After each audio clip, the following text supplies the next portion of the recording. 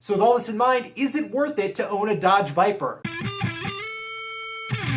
In my opinion, yes. A lot of these things that I've complained about, they're frustrating and they're irritating, but that's just people being inconsiderate and dumb in general. But I didn't buy this car for other people. I bought this car for myself. Like I said, this is my dream car. I like the way this car looks. I like the way this car drives. This was a purchase strictly for my own enjoyment, and whatever anyone else thinks, I really don't care, to be honest. As I discussed in the car shopping series, there's no other car that I drove that gave that level of driving experience, that level of enjoyment, and that level of fun, but especially all at once in the same package. This is, for me, the ultimate driver's car. And then having the car look that good and also be my lifelong dream car, it was like a done deal. Furthermore, like I've repeatedly said, I had a really bad workplace head and neck injury, and that really ruined my balance and my mobility, really ruined my range of motion, especially with my neck. So I used to ride my motorcycle a lot. I used to do a lot of track riding on my motorcycle. The motorcycle was always kind of the most involved driving experience because the speed and the capabilities of the motorcycle are so dependent on your capabilities as a vehicle operator. And since the injury, not only can I not do the track riding, I also just can't do as much of the street riding. My balance is just not there. I just don't have as much of that fine-tuned control that you need on a motorcycle, both with the inputs, the throttle, brake, and clutch, but also body positioning and stuff like that. But I also lost that range of motion in my neck, so I can't keep my head on a swivel anymore to make sure no one's going to crash into me, and that's really impacted my safety on the motorcycle. But on top of those other factors, now I have really bad chronic migraines, and the motorcycle being more physical to ride it, being loud, being more involved can really elevate those migraines. So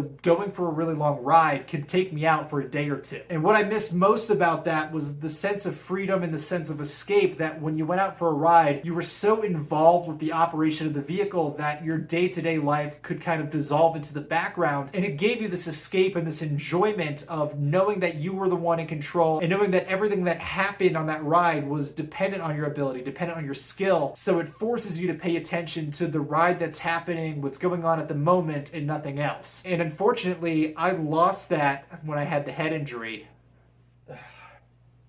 And for me, I lost all of that when I had the head injury, and I lost the ability to do those things. And it's something that I missed a lot. And the Viper for me is not only the symbolic representation of me being able to achieve my dreams despite these setbacks, but it's also the first and only car I've ever driven where I get that same sense of involvement and that same sense of driver experience and that same sense of being in the now that I had on the motorcycle that nothing else has replicated. Oh. All right. It's one thing to have like written a script and know that I was going to have to talk about this, but actually saying this out loud is a lot more emotional than I expected it would be. So this might take me a few takes.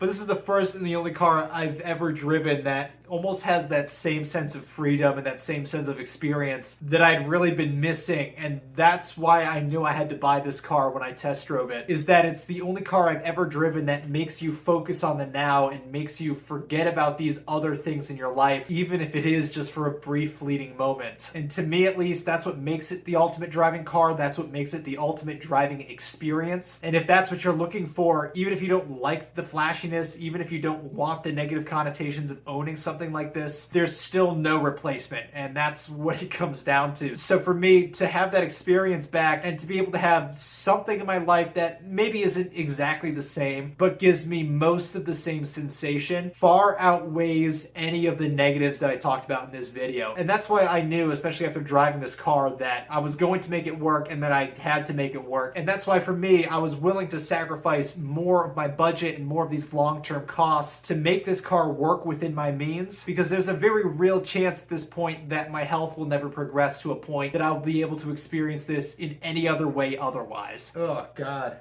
Life is short and you never know when it's going to change in an instant, so if you have the chance to buy something like this, to experience something like this, go for it, make it work, and if you're anything like me, you probably won't regret it. And now this turned into way more of an emotional video than I expected it to, so I'm going to close this one out. Thank you guys for watching, and I will see you next time.